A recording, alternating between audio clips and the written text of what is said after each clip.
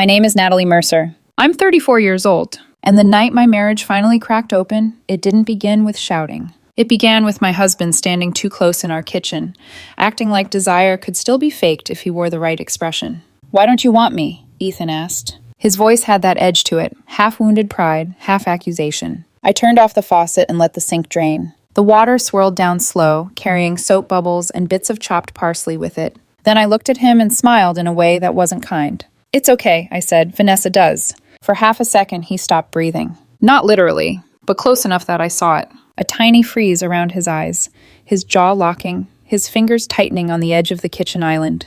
Then, just as quickly, he recovered. "You're being dramatic again, Natalie." Of course I was. That's what liars always reach for first when they realize the room has shifted and they don't know how much you know. Dramatic, paranoid, too emotional, misreading things. He had an answer ready so fast it almost impressed me. He leaned back against the counter in that soft gray sweater I used to buy because it made his shoulders look broader, his face gentler, his whole body like something safe to come home to. Now it just made me sick. "You've been distant for weeks," he said. "You barely talk to me anymore, and now you're throwing random names around like I've done something wrong." Random. I almost laughed. Vanessa Hale wasn't random. She was the woman from his office he brought up too often at dinner parties. The one he always described with that fake casual tone people use when they're trying not to sound invested. The one who was actually funny, unlike most of the people in marketing. The one who was going through a rough patch with her husband. The one whose name started showing up in my head long before I had proof, because women know when another woman's presence has entered their home, even if she's never stepped foot inside it. I dried my hands on a dish towel, kept my voice level. "Then maybe you should call her," I said, "since you seem to light up more for her than you ever do for me." His face sharpened. There it was, that flicker I'd been watching for months. Not guilt. Not yet. Fear. Not fear that he'd hurt me. Fear that he'd been caught. "You need help," he snapped too quickly. "Seriously, Natalie, this is getting unhealthy." I stared at him for a beat longer than comfortable. Then I walked past him without letting my arm brush his. Didn't say goodnight. Didn't look back. But I heard him exhale behind me, low and irritated, like I'd ruined a performance he thought he still had under control. That was the last night I slept in the same bed with him. Not the last night in the house. Not the last night I wore my ring. Just the last night I let myself pretend we were still sharing one life. Because here's the truth about betrayal. It almost never arrives as one clean moment. It doesn't burst through the front door wearing lipstick on a collar and someone else's perfume like cheap television. It comes in pieces. 100 tiny things. 1,000 almost nothings that keep piling up until one day the weight of them becomes impossible to explain away. Ethan had started taking evening walks 3 months earlier. That alone meant nothing. Except my husband hated walking. He hated cardio that wasn't attached to a gym membership he barely used. He hated mosquitoes, uneven sidewalks, humidity, and wasting an hour with no destination. And yet suddenly, every Thursday evening around 6, he had somewhere to be. Then there was the phone. Always face down, always locked, always in reach. He started taking it into the bathroom, taking it onto the back porch, taking it out to the garage when he said he needed air. Sometimes I'd wake up in the middle of the night and see the hallway light under the bedroom door. I'd find him sitting in the kitchen with his screen glowing against his face, smiling at something, before he heard my footsteps and closed out of it too fast. There was a new cologne too, not one I bought him, not one he'd worn before. It was cleaner than his usual scent, sharper, expensive in a way that felt borrowed. The kind of fragrance men wear when someone has recently made them aware that they still want to be looked at. I'd been adding all of it up quietly while going through my days at Mercer Auto and Brake, changing oil, rotating tires, replacing pads, smiling at customers, invoicing repairs, doing the practical work that keeps the world moving while your private life starts rotting under the floorboards. Lying next to a man you don't trust is lonelier than sleeping alone. That was the part no one tells you. The body beside you still gives off warmth, still turns in sleep, still makes the mattress dip with familiar weight. And somehow that makes it worse, because everything looks normal in the dark, until you realize normal has become a costume. I changed into sweatpants in the guest room that night and sat on the edge of the bed staring at my phone for a long time. Not crying. I wasn't there yet. Crying would have meant I still believed grief could fix something. What I felt was colder than grief. Clearer, too. The next morning, I called Mason Reed before my shift started. Mason had been my best friend since junior year, when both of us got cut from varsity basketball and bonded over being mediocre shooters with loud opinions and fathers who thought toughness counted as emotional support. He was a plumber now. Solid money. Solid marriage. 2 ridiculous golden retrievers, the kind of man who owned 3 flashlights and knew exactly where all of them were. Most importantly, Mason was dependable in the old-fashioned way. If your life was on fire, he didn't stand there asking philosophical questions about flames. He brought water. He answered on the second ring. "What's wrong?" "No, hello. No small talk." Just that. I looked out at the parking lot behind the shop, the morning light hitting windshields in dull silver lines. "I need help with something this week." A pause. Then, "Send me a pin. I'm there." That was Mason. He trusted first. Asked later. Sometimes never. After that, I made another call. This one to a woman named Nina Hale. Not Vanessa Hale. Different Hale. No relation. Nina was a family law attorney downtown, recommended to me through a paralegal client named Cliff, who brought his old Camaro into the shop every few months and loved talking about engines, custody wars, and how often people destroyed themselves by assuming the other side knew less than they did. When I called Nina's office, her assistant tried to schedule me for the following week. I said, very calmly, "I believe my husband is having an ongoing affair, and I need to understand exactly what I should start documenting before he realizes I know." There was a short silence. Then I was given a Friday appointment. I spent my lunch break that day in my car behind the shop, photographing our shared digital calendar. 5 Thursday entries in a row, each one blocked off at 6 p.m., each one labeled with one vague word. Meeting. No location. No details. No names. Just a neat little lie repeated often enough that he probably thought repetition made it legitimate. I photographed our joint account statements next. Boutique purchases downtown. Restaurant tabs that didn't match anything we'd done together. A series of charges at a spa Ethan had once mocked as ridiculous overpriced nonsense, followed by gas purchases across town near the district where Vanessa's office building sat. I pulled up the family location app he'd forgotten still synced with one of our old tablets. The gym check-ins he claimed explained his late nights had stopped weeks ago.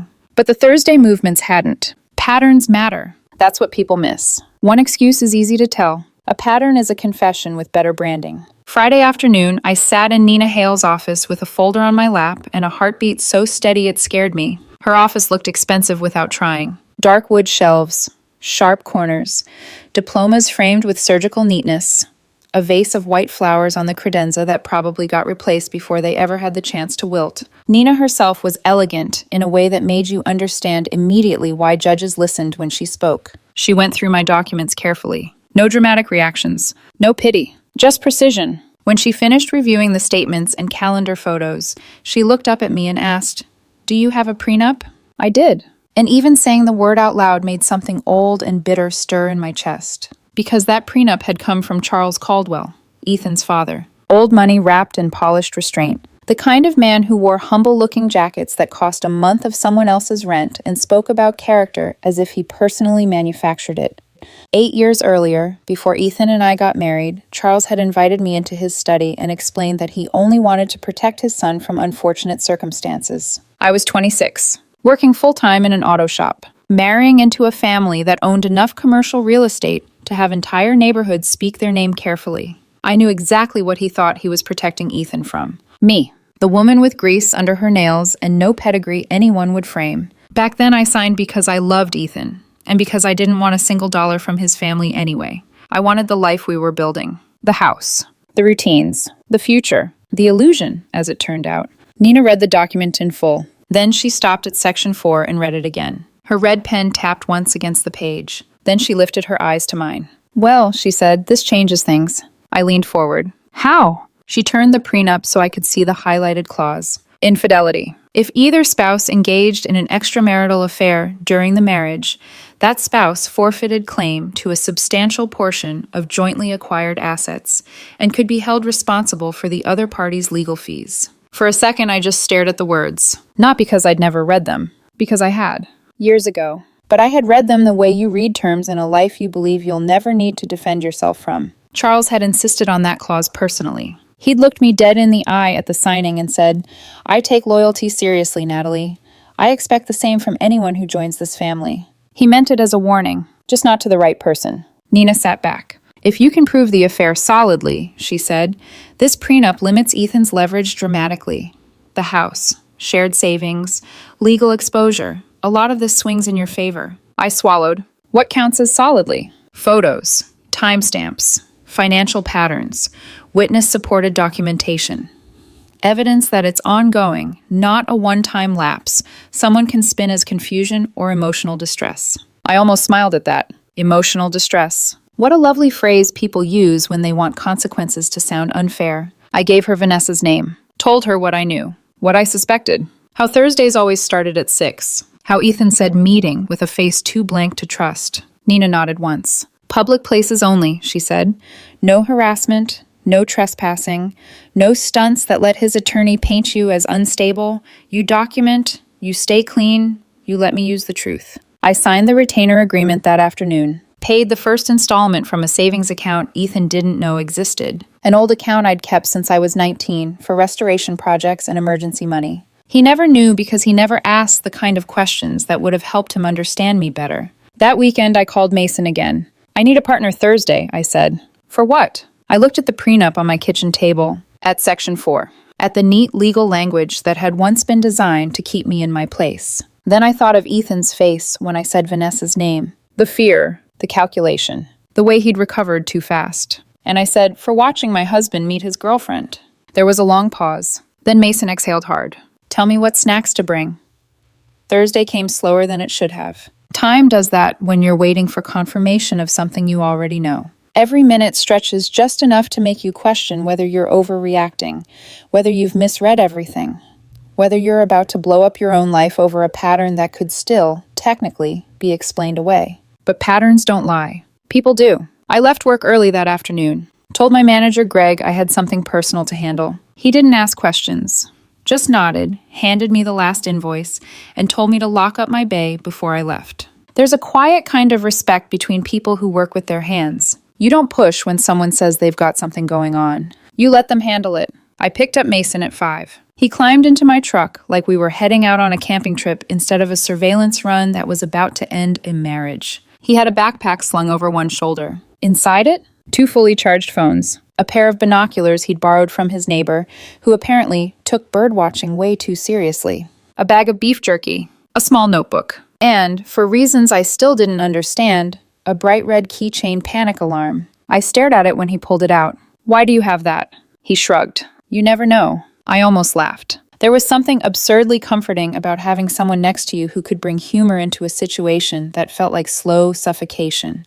We parked on a side street just off South Washington. It was a quiet area, the kind of place where people watered their lawns in the evening and waved politely without really looking at each other. Perfect for secrets. We sat there in silence for a while, watching the street. People coming home from work, garage doors opening and closing, kids riding bikes before dinner, normal life continuing, completely unaware that mine was about to split in half. At 6:03, Ethan appeared. He walked down the sidewalk like he'd done it 100 times before, because he had. Same pace, same casual posture, same hand in his pocket. He was wearing a jacket I'd never seen. Dark, fitted, the kind of thing you buy when you're trying to look like someone new. He stopped near the bus stop and checked his phone. Then again, that nervous habit. The one where he tucks his hair behind his ear when he's waiting. I used to think it was endearing. Now it just looked like anticipation. Like he was waiting for someone who mattered more than the person he left at home. I gripped the steering wheel tighter than I realized until Mason gently tapped my arm.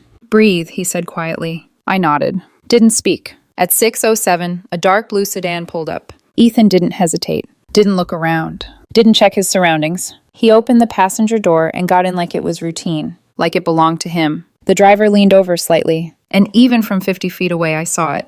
That kiss. Not passionate, not rushed, just familiar. The kind of kiss people share when they've done it enough times that it no longer feels like a decision. My chest didn't explode. My heart didn't shatter. There was no cinematic moment where everything broke at once. It was quieter than that. Colder. Like something inside me simply clicked into place. There it is. Proof. Mason lifted the binoculars. Guy's got a weak jawline, he muttered. And that haircut? Midlife crisis meets corporate training video. I let out a breath that might have been a laugh. Barely. I raised my phone. Zoomed in. Steady hands. Captured everything. Ethan's face. Her face. License plate. Timestamp.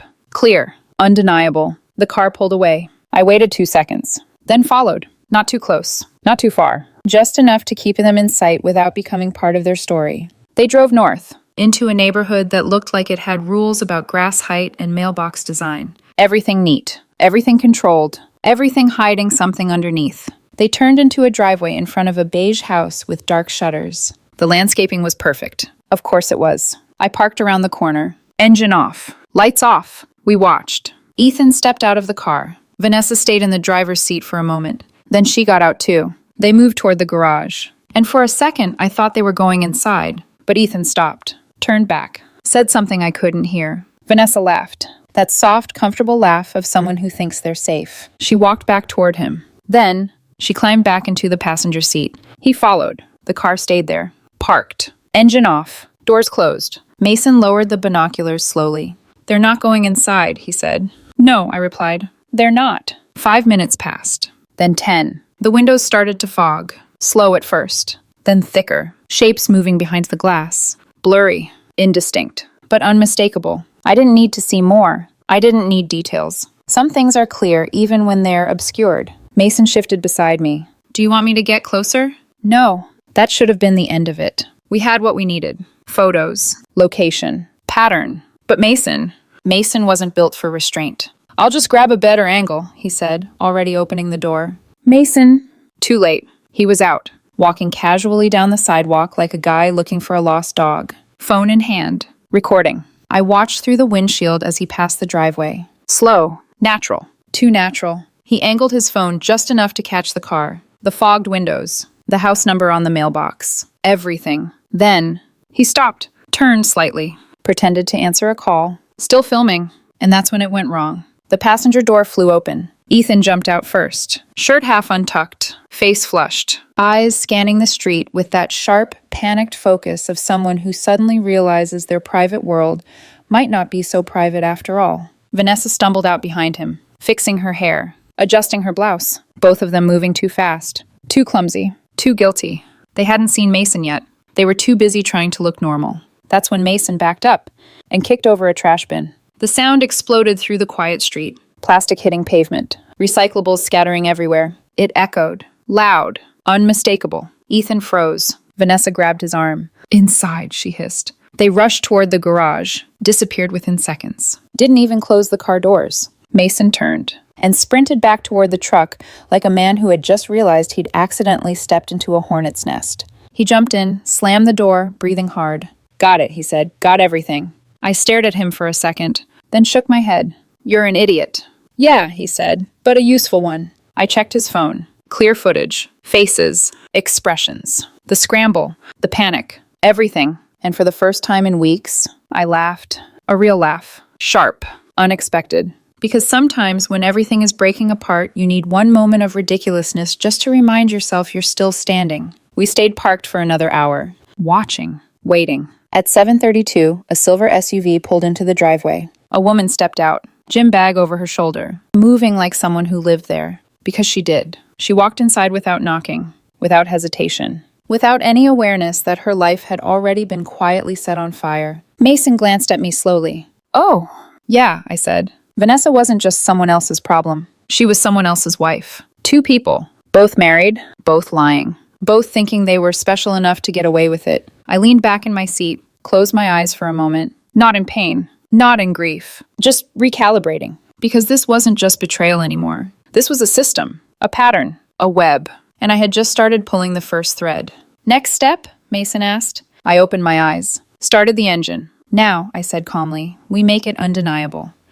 The next 2 weeks felt like living two separate lives layered on top of each other. In one, I was still Natalie Mercer, mechanic, wife, neighbor who waved back, woman who remembered birthdays and paid bills on time and kept the house running like nothing was wrong. In the other, I was building a case, piece by piece, like an engineer assembling something designed to collapse under its own weight at exactly the right moment. Mason called it Operation Reality Check. I didn't correct him, because that's exactly what it was. We followed Ethan again the next Thursday, and the one after that. Different locations, same pattern. 6 o'clock, always 6. Once, it was a coffee shop downtown. One of those places with exposed brick and overpriced lattes that taste like burnt ambition. They walked in together, not touching at first. Careful, measured, like two people pretending they weren't what they clearly were. But halfway across the room, his hand found her lower back. Casual, possessive, familiar. I got the photo. Clear. Time-stamped,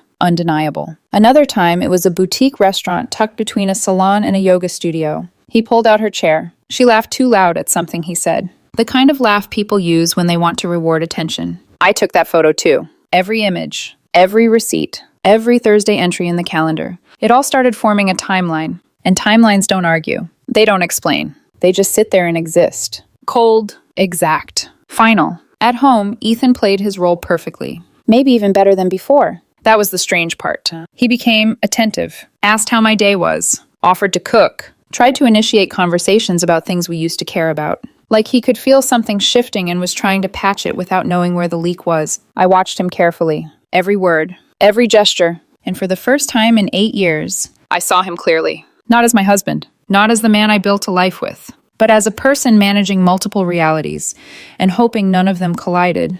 There's a difference. And once you see it, you can't unsee it. The cameras came next. Not mine. Frank's. My neighbor across the street. Retired. Suspicious of everything. Owner of a vintage motorcycle he was convinced someone would steal if he didn't monitor the street like a private security firm. His house had more angles covered than a convenience store. I didn't tell him the full story. Just enough. "Hey, Frank," I said one afternoon while he was watering his lawn. "You still recording the street?" He squinted at me. "Of course I am. You think I'm letting some punk walk off with my bike after 6 years of restoration?" I nodded. "Any chance your cameras caught my driveway the last few Thursdays?" He studied me for a second longer than comfortable, then shrugged. "Probably. Why?" "Just trying to track something." That was enough for him. Frank liked mysteries almost as much as he liked being right. 2 days later, he handed me a USB drive. 5 weeks, he said. "You leave at normal times. He leaves around 5:50, comes back after 9, every Thursday, like clockwork." I took it. "Thanks." He gave me a look. The kind older men give when they've seen enough life to recognize what you're dealing with without needing it spelled out. "Hope you nail whatever it is," he said quietly. "I will." I meant that. Not emotionally. Not vindictively. Just factually. The file was complete. Photos, videos, financial records, calendar entries, camera footage. A pattern so clean it might as well have been printed and framed. But there was one more piece, the one that would turn this from a personal collapse into something wider.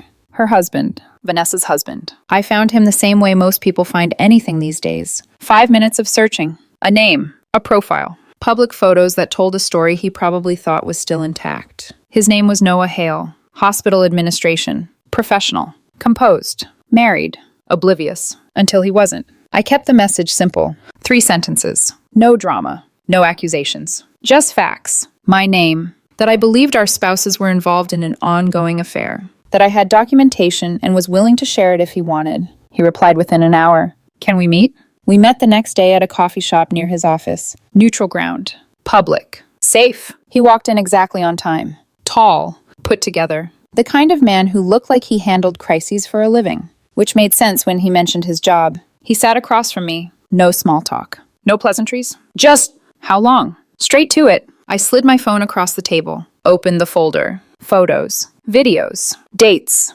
times. He looked at each one carefully. Didn't rush. Didn't react immediately. Just absorbed it. That kind of calm is its own kind of pain. "How long have you known?" he asked finally. "Suspected for months," I said. "Confirmed about 3 weeks ago." He nodded slowly. "I had suspicions too." Of course he did. People always do. They just choose not to follow them all the way to the end. Because the end changes everything. She always had explanations, he continued. Work events, late meetings, networking. "Good excuses," I said. "The best," he replied. We sat there in silence for a moment. 2 strangers connected by the same fracture line. "I'm filing for divorce," I said. He didn't hesitate. "So am I." There was no alliance formed. No emotional bonding. No shared revenge plan. Just an exchange. Information for information. Truth for truth. "Thank you," he said finally, "for telling me directly. You deserve to know." He gave a small tight nod. More than she thought I did. We stood, shook hands, and walked away from each other. 2 lives splitting in parallel. Back at home, the atmosphere shifted. Not visibly. Not to anyone else. But I could feel it. Ethan's friend Tiffany started showing up more often. Long conversations on the back porch. Voices lowered just enough to signal strategy. I caught pieces sometimes. "You need to get ahead of it. If she finds out, document everything just in case." Damage control. Preemptive storytelling. They were preparing a version of events where Ethan was the misunderstood one. The victim. The man pushed away by a distant wife. I almost admired the effort. Almost. One night, I came home to find them sitting at the kitchen table, heads close together over Ethan's phone. They went quiet the second I walked in. Tiffany smiled. Too bright. Too rehearsed. Natalie, she said, working late again? I grabbed a bottle of water from the fridge. Someone has to. Her smile flickered. Just for a second. Ethan didn't look at me. That told me everything. I went out to the garage, turned on the old radio I'd been restoring, let the static fill the space while I adjusted the wiring. Their voices drifted faintly from inside. Whispers, planning, positioning. They needed me to be predictable, to react emotionally, to confront, to argue, to give them something they could twist. But that version of me was already gone. The Sunday before everything went public, I finalized the last details. The process server, the timing, the location. Nina had asked me where I wanted him served. I told her about the monthly family dinners at Ethan's parents' house. Formal, structured, important. The kind of environment where appearances matter more than truth. Are you sure? She asked. Yes. Serving someone in that setting will be memorable. That's the point. I wanted it controlled. Public enough to matter. Private enough to land. Precise. Like everything else I'd done. I confirmed the time. 7 p.m. Between the salad and the main course. Right when everyone was settled. Right when the illusion was strongest. That's when it would break. I closed the folder. Looked at everything one last time. Every photo. Every timestamp. Every piece of evidence. And felt nothing.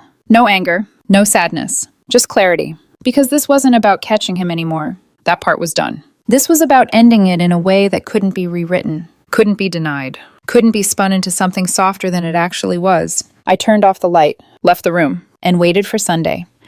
Sunday dinner at the Caldwell house had always felt like a performance. Perfect lighting, perfect timing, perfect people pretending everything in their lives was exactly where it should be. White tablecloth pulled tight enough to show every corner. Silverware aligned like it had been measured. Crystal glasses that caught the light just right. And at the center of it all, control. That was Charles Caldwell's specialty. Control dressed up as tradition. I arrived at exactly 6:30. On time. Not early. Not late. Wearing the navy dress Ethan once told me made me look put together enough for his family. I used to think that was a compliment. Now I understood it for what it was. Approval with conditions. Ethan greeted me out the door like nothing in the world was wrong. Smile in place. Hand warm against my back. The same man who had been in another woman's car just 3 days earlier. It would have been impressive if it wasn't so pathetic. You look nice, he said softly. So do you, I replied. And I meant it. He looked exactly like the man his parents believed he was. That was the problem. We stepped inside together.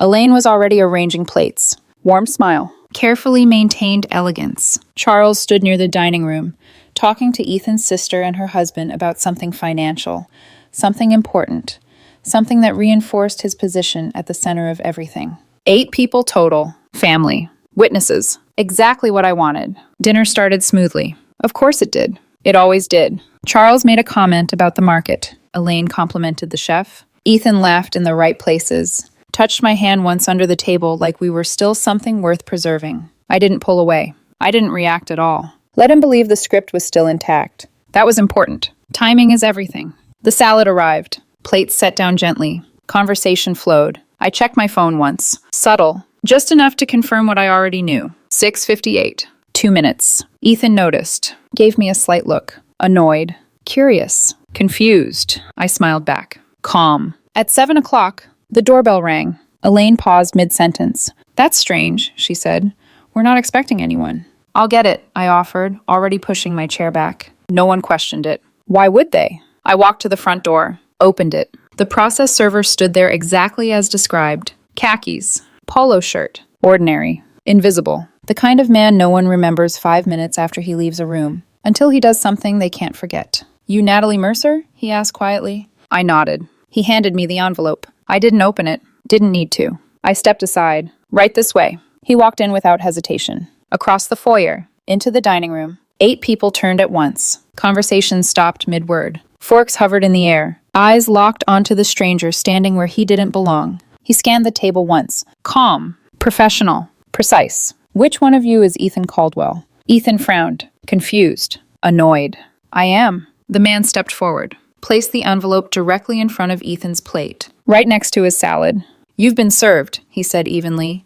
Divorce papers filed in county court. Silence. Perfect. Complete. Absolute. For about 4 seconds, no one moved. No one spoke. It was like the entire room had been paused. And in that silence, everything shifted. Ethan stared at the envelope like it might disappear if he didn't touch it. Then he opened it, hands already shaking, eyes scanning faster and faster, color draining from his face, then flooding back in a harsh, uneven rush. "What is this?" he said, voice cracking. I didn't sit down, didn't raise my voice. "Divorce," I said calmly. "Filed under the infidelity clause in the prenup your father had us sign 8 years ago." Every head turned toward Charles. His expression changed in real time. Confusion, dismissal, understanding, and then impact. He knew exactly what that clause meant. He'd written it into existence. And now it was sitting on his table, pointed directly at his son. "That's ridiculous," Ethan snapped, standing up too fast. "Natalie, what are you doing?" "What you forced me to do," I replied. He shook his head. No, this isn't whatever you think you saw." "I didn't think," I cut in. "I documented." That word landed. Hard. He froze. Just for a second. Then tried again. "It's not what it looks like." Of course it wasn't. It never is. "Then you can explain it," I said. "To my attorney. Her contact information is in the packet, along with the evidence you'll be receiving during discovery." Elaine looked like she might faint. Ethan's sister was staring at him like she was trying to reconcile two completely different versions of her brother. Charles. Charles wasn't looking at me anymore. He was looking at Ethan. Really looking. For the first time that night. "Is it true?" he asked quietly. That was the question that mattered. Not mine. His. Because Ethan had spent his entire life needing that man's approval. Ethan's mouth opened. Closed. Opened again. No answer came out. And that was answer enough. Elaine covered her mouth. A soft, broken sound escaped her. Charles leaned back slowly in his chair, like the weight of something invisible had just dropped onto his shoulders. 8 years ago, he'd tried to protect his son from me. Tonight, he was watching that protection tear his son apart. Ethan turned back to me, eyes wild now, panic breaking through the cracks. "Natalie, please," he said. "We can talk about this. Not here, not like this." I tilted my head slightly. "You mean not in front of people who matter to you?"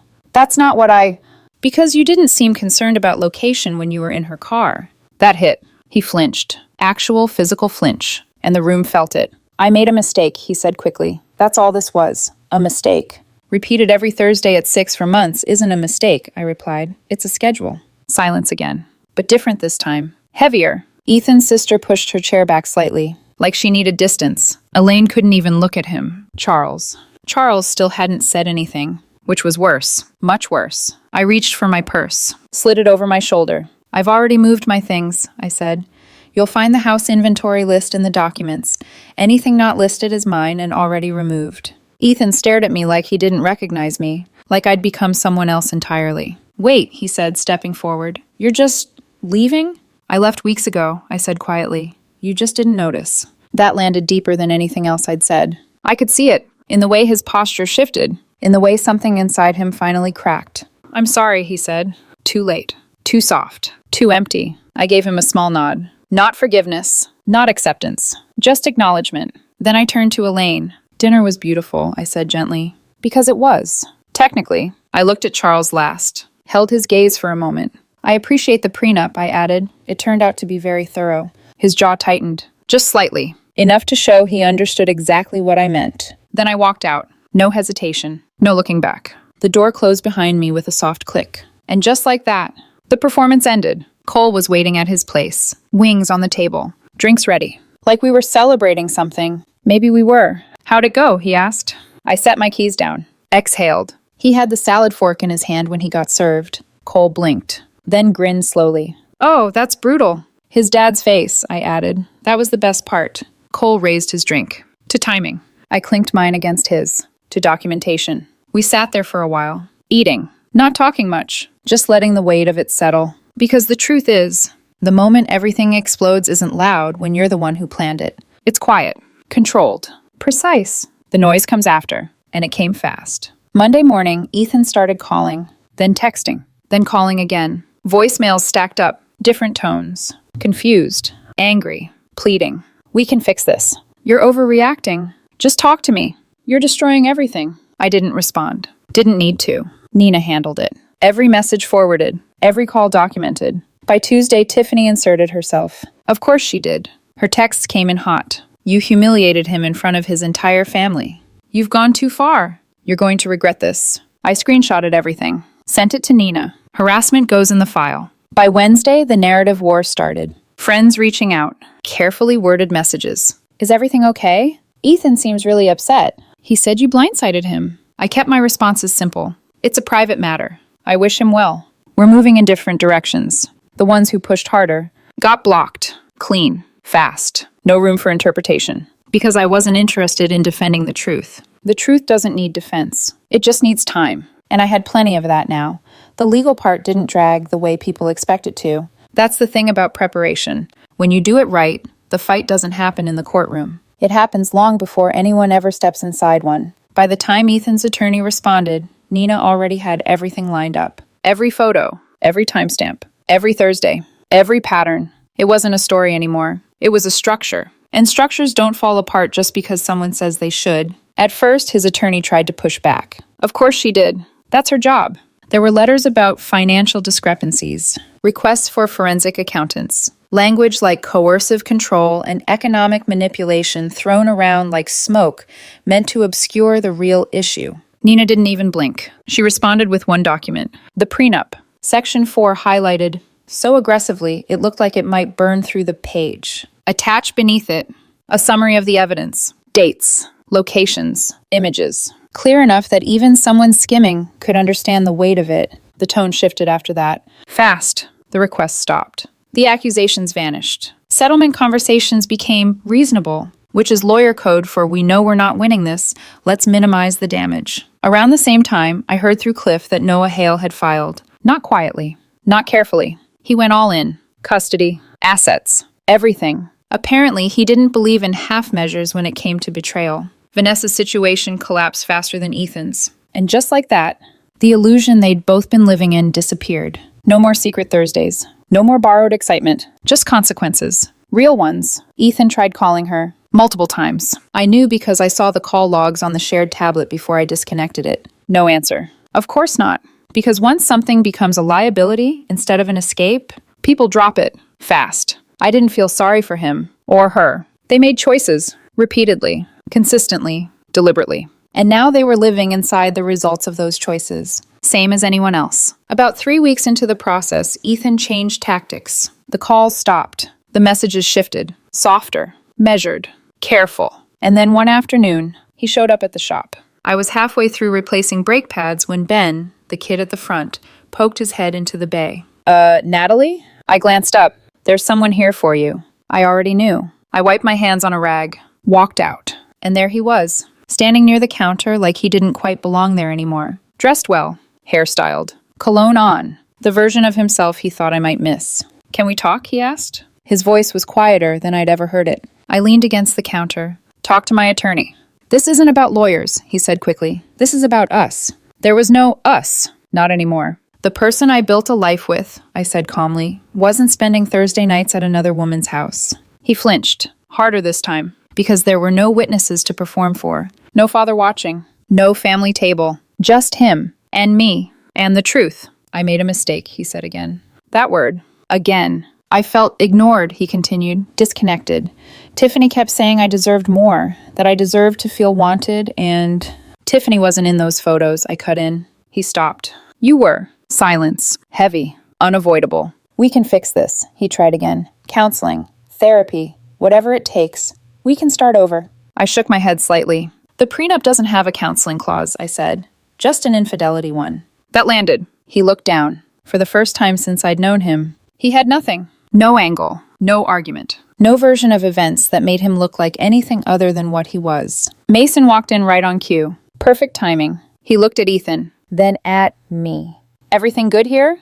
We're done, I said. Ethan looked between us. Realized. Stepped back. This isn't over, he said. I met his eyes. It is.